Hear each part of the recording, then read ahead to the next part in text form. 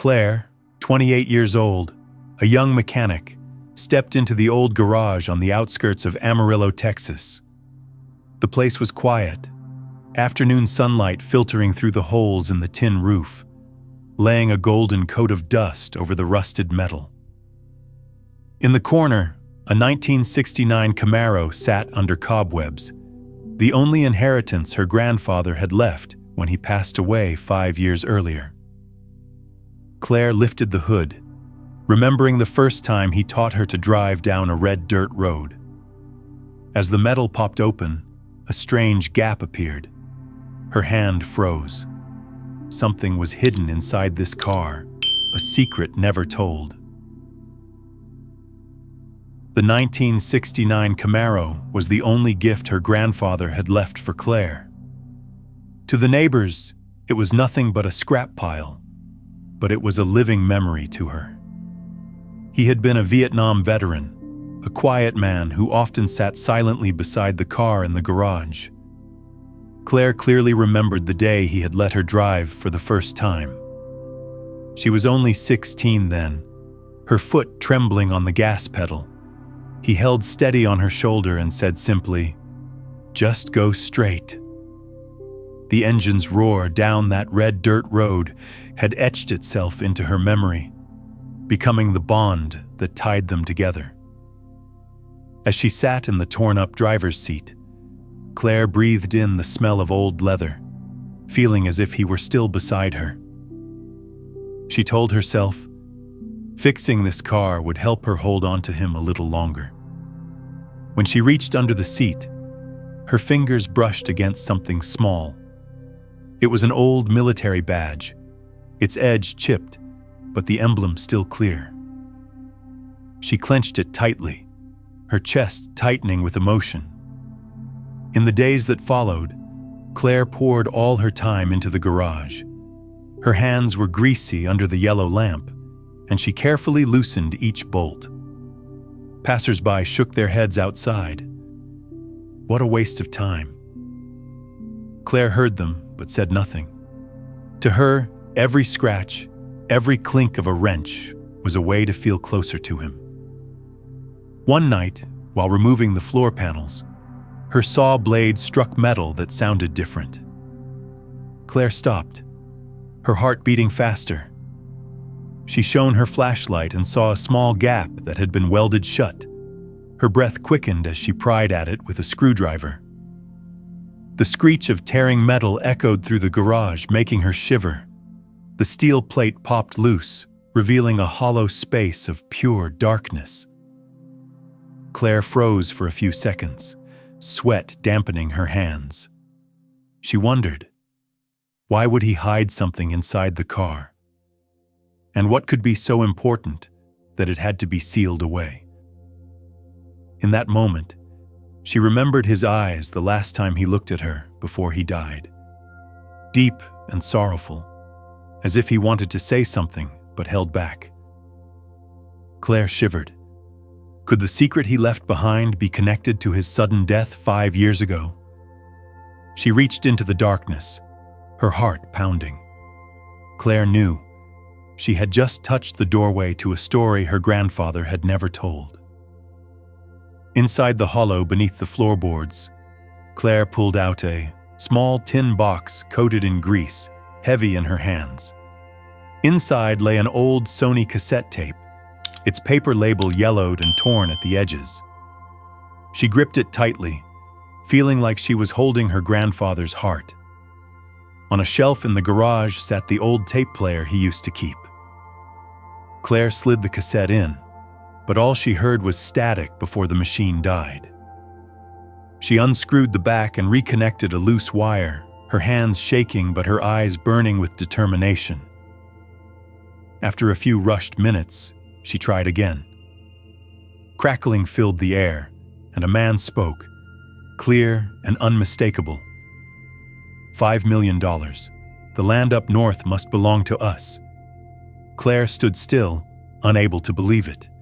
It was the voice of the mayor of Amarillo, the man the townspeople still called a symbol of success.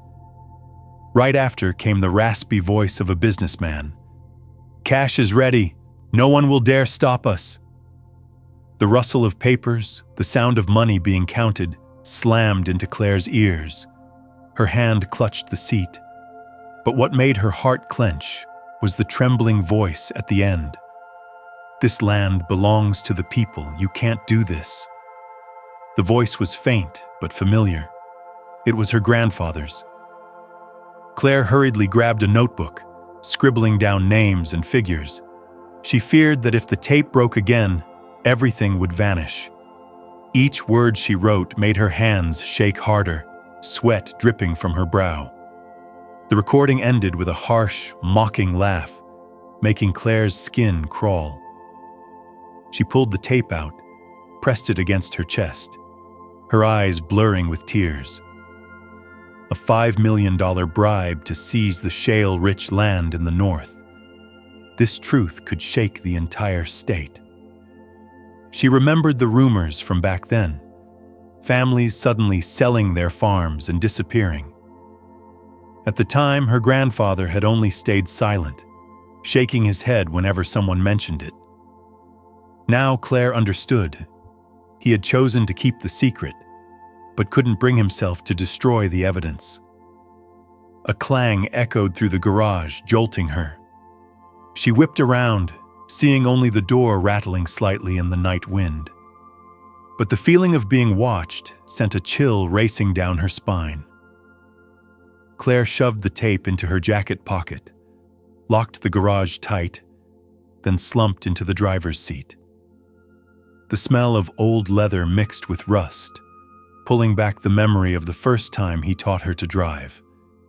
He had left behind a warning inside this very Camaro, as if he knew the day would come when she would uncover it.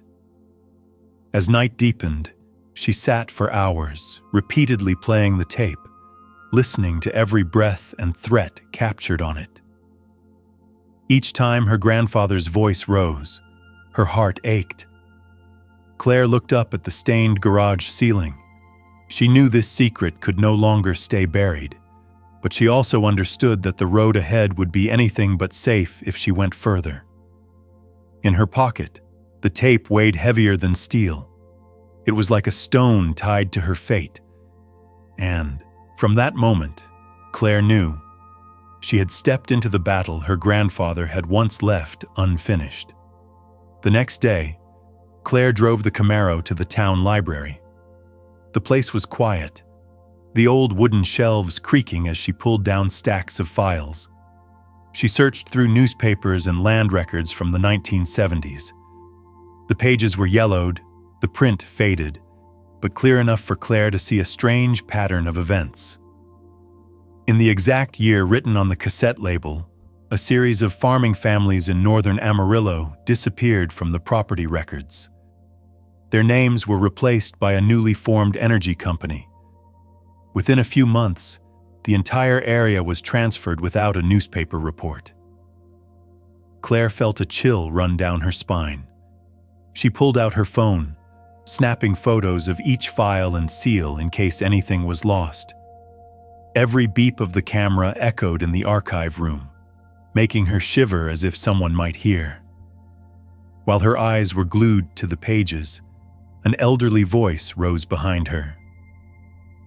"You're looking into the land up north too, aren't you?" Claire turned around. Mrs. Miller, her grandfather's old neighbor, is now gray-haired and leaning on a cane. She looked at Claire, sadness in her eyes. "My family lost land back then too. We didn't dare speak up. Anyone who did was threatened, and then slowly disappeared." Her words made Claire's chest tighten. The voices on the tape were now confirmed by living memory. Mrs. Miller placed her trembling hand on Claire's shoulder. "Your father, no, your grandfather, once tried to stand up, but alone he was powerless." Claire nodded, unable to speak. When Mrs. Miller walked away, Claire sank into a chair, her chest heavy. Her grandfather had tried to protect the land for the people, but in the end, he fell silent, perhaps to protect his family's lives. On the drive back, Claire passed the northern land. The once open fields were now enclosed by tall iron fences and signs reading "private property." Inside, massive oil rigs rose against the sky, machines rumbling, the air heavy with the stench of crude. The sight cut into her like a blade, tearing through the memories her grandfather used to share. Green rows of corn, mornings with cattle roaming free. When she returned to the garage, Claire noticed new scratches on the rolling door. She stepped inside cautiously, heart pounding. Everything seemed in place, but the sense that someone had just been there made her sweat. She glanced around, then caught a fleeting shadow outside the window, disappearing into the darkness. Claire froze for a few seconds, then bolted outside. The alley behind was empty, only the sound of the wind whistling through. She went back and locked the garage tightly, unease filling her chest. That night, Claire played the tape again. Her grandfather's voice breaking into the filthy deal sounded like a reminder. He hadn't been able to see it through, and now the legacy had fallen to her. She clutched her small notebook with its frantic scribbles, the photos stored safely in her phone. Inside her swirled fear, anger, and a relentless question. Would she dare continue where her grandfather had left off? The next morning, Claire stepped into the garage and froze. The window glass was shattered, shards scattered across the concrete floor. The word "stop" was scrawled on the rolling door in dripping red paint.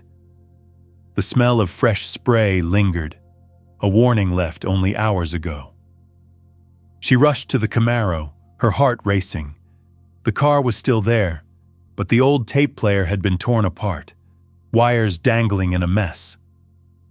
Claire's hands shook as she reached into her jacket pocket. The cassette was still there. She released a shaky breath, but her worry deepened. Someone clearly knew the secret. Near the tire, Claire spotted shoe prints pressed into the grease. She snapped photos, then pulled out her phone and called the police.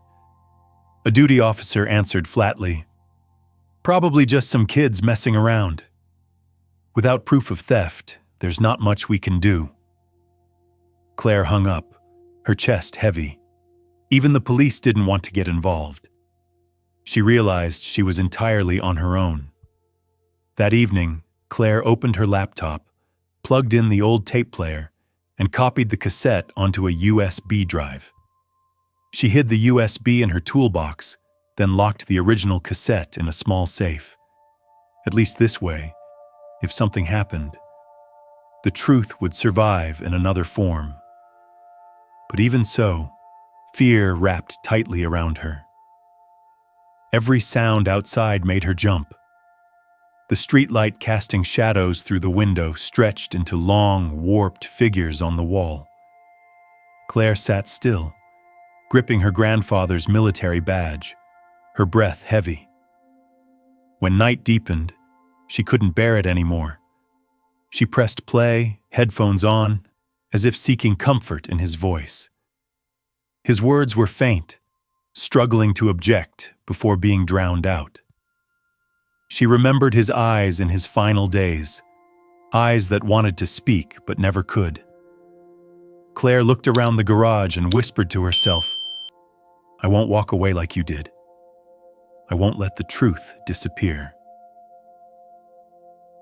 Just then, the crunch of gravel sounded outside. Claire killed the lights, held her breath, and crept to the window. She saw a tall figure standing at the gate in the dim glow before quickly vanishing into the alley. Her heart pounded. There was no doubt anymore. Someone was watching her every move. She leaned against the car, tears brimming, but her eyes fierce. She knew her grandfather had faced the same pressure. Now it was her turn. His legacy wasn't just the steal of the Camaro. It was the responsibility to protect the truth. Wiping her eyes, Claire opened a drawer, pulled out a pen, and scrawled a note. "If anything happens, The truth is on this USB. She tucked the paper into her notebook, hiding it in the toolbox. In the thick darkness, the wind hissed through the door's cracks. But this time, Claire didn't only feel fear. She felt the weight of a decision looming. Either stay silent like the past, or continue the dangerous path her grandfather had passed on to her. One evening, Claire decided to strip out the Camaro's interior for a closer inspection. The seat upholstery was torn, foam spilling out in chunks. Her hand touched an unusual gap as she pulled back the rear seat. She slipped in her pocket knife and pried hard. A bundle of old papers slid out, covered in dust and the smell of mildew. Claire's hands trembled as she unwrapped it. Inside was a handwritten letter and an old land map marked with several red dots. The letter was yellowed, the handwriting shaky but unmistakably her grandfather's. If you are reading this letter, it means the truth has not been buried. The cassette tape is only part of it. This map marks the families who lost their land. I stayed silent out of fear of dragging others down, but the price has been endless regret. Do not let them win forever. If you are brave enough, continue. Tears welled up, blurring Claire's vision. She remembered his whisper before he passed. There are things you must know, but not yet. Now all the pieces fit. He had hidden the evidence inside the car, waiting until she was strong enough to bear it. Claire held the map, staring at the red marks across northern Amarillo. Each mark was a family, a story stolen. She felt the full weight on her shoulders. It was no longer just personal curiosity, but the legacy of an entire community. She set the letter and map beside the cassette tape, then picked up her phone to call a lawyer friend from her college days. But as the phone rang, Claire hung up. She couldn't risk pulling someone else into danger. Instead, she opened her laptop and began drafting a plan. Who should receive the evidence, and how to make it public safely. Suddenly, heavy rain pounded against the garage roof, drowning out the sound of her typing. Claire sat in the dim light, drops of water dripping onto the concrete floor. Every noise made her heartbeat quicken, but fear no longer held all the space. Determination was rising strong. She remembered the police brushing her off, the cold stare of the shadow outside her gate, the dripping red word, stop. Everything urged her that if she stayed silent, history would repeat itself. Claire stood up, locked the letter and map inside a box, and hid it in a secret drawer. She wiped her tears and clutched her grandfather's military badge. For the first time in days, she felt she wasn't alone. He was still here, through every scratch on the car, through every word written in that letter. Outside, the rain poured harder. Claire slid into the driver's seat, turned the key, and listened to the old engine growl, hoarse but alive. The rumble of the car mixed with the rain like an answer to the fear in her chest. She whispered softly, not as a promise but as a declaration. I will continue. From that moment, Claire knew with certainty that the road ahead would be full of danger, but she was ready to step forward and see where her grandfather had stopped. After many sleepless nights, Claire finally brought all the evidence into the open. She drove the 1969 Camaro into downtown Amarillo and stopped in front of a small newspaper office with a faded sign, The Amarillo Chronicle. Inside, she laid the cassette, the letter, and the land map on the desk of Jack, a veteran journalist who had once known her grandfather. Jack looked up, his eyes widening. He listened quietly as Claire recounted everything, from finding the hidden compartment to reading her grandfather's words. He made no promises, only gave a firm nod. Let me verify. but be prepared. This won't be easy. A few days later, a sudden call came from Jack. Claire, we've checked. It's not just the land bribe. There's an entire string of shady deals tied to the mayor and the energy company. I'm going public with it. Claire's heart raced. She knew the decisive moment had come. Within days, the entire town was in uproar. Local radio and television replayed the recording non-stop. The mayor's voice rang out clearly, bargaining over $5 million and the northern fields. The sound was old, but undeniable. Crowds gathered before City Hall, holding signs. No more silence, justice for the people. Faces once apathetic now glowed with belief. Many spoke of lost farms, of years of silence born of fear. The state police launched an immediate investigation. News outlets aired images of the mayor being escorted out of his office, head hung low. All across Texas, people were talking. Claire drove the Camaro slowly through the square. The engine's deep growl rose above the cheering crowd. A middle-aged man stepped out, patted the car's side, and said with emotion, "Thank you. You saved us," Claire choked up, only able to nod. The fear that had weighed her down was gone. In its place came a release, as if the burden her grandfather left behind had finally been lifted. She saw the crowd waving in the rearview mirror, many raising American flags in the evening wind. The sight blurred her vision with tears. The Camaro, once dismissed as scrap, was now a symbol of justice and courage. That night, Jack called again. His voice was raspy but full of excitement. "We've uncovered more records. More cases will come to light. But thanks to you, the first door has opened." Claire gripped the phone, her heart overflowing. For the first time in years, she felt she wasn't alone. Her grandfather was still beside her. Through the letter, badge, and truth finally revealed. She looked at the Camaro under the streetlight, the black metal gleaming in reflection. At that moment, Claire understood that she had fulfilled what he wanted most, bringing the truth into the light so the whole community could finally be freed from the shadows. In the days after the cassette was released, Amarillo changed completely. The air of silence and fear disappeared. Instead, people began to gather, talk, and share memories they had never dared mention before. One evening, the community hall was packed. Claire walked in, still holding her grandfather's military badge. On the makeshift stage, Mrs. Miller, the old neighbor, spoke tremblingly. "My family lost land back then. We stayed silent, but today, thanks to this young woman, the truth has returned." Applause thundered through the hall, bringing tears to Claire's eyes.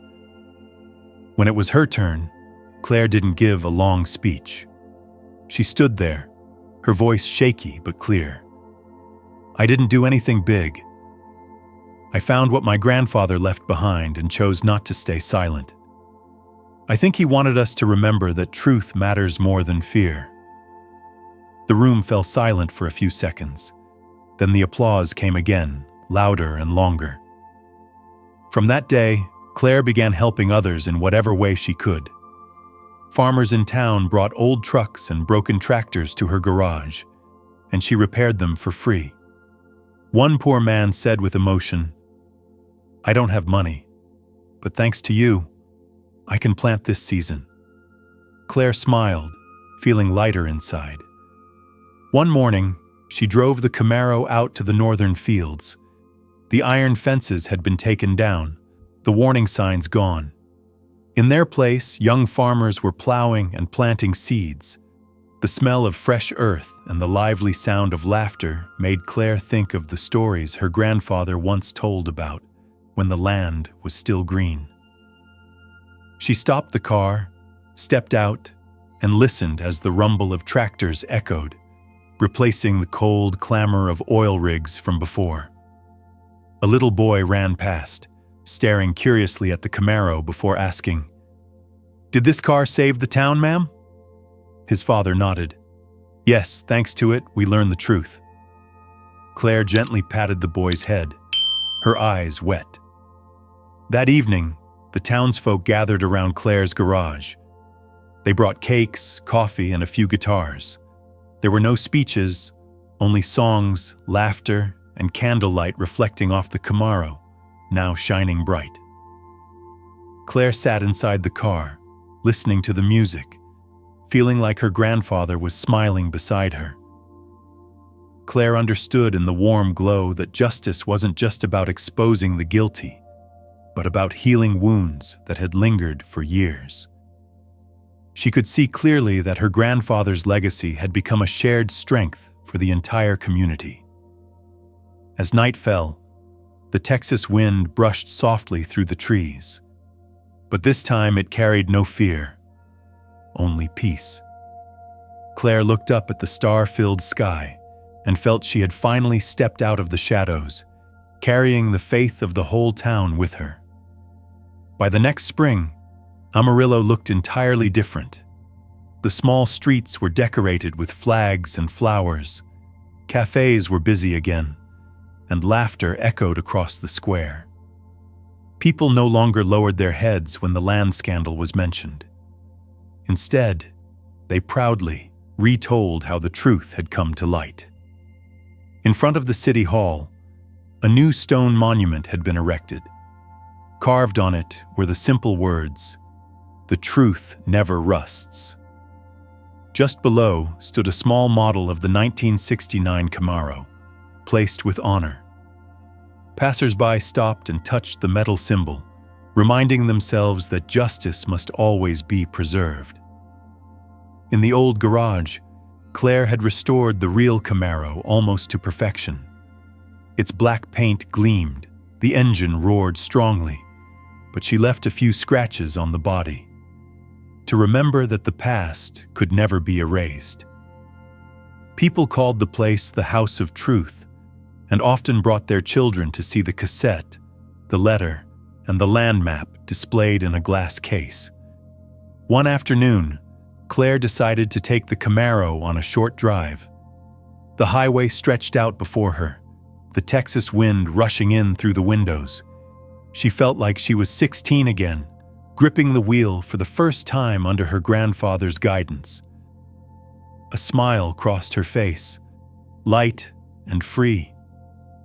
She stopped at the edge of the northern fields. Young green trees lined the land, and farmers worked with hoes and sang as they tilled the soil. Claire stepped out, breathing deeply the scent of fresh earth. An elderly woman recognized her, hurried over, and clasped her hand. "Thank you, dear. Because of you, we got our faith back."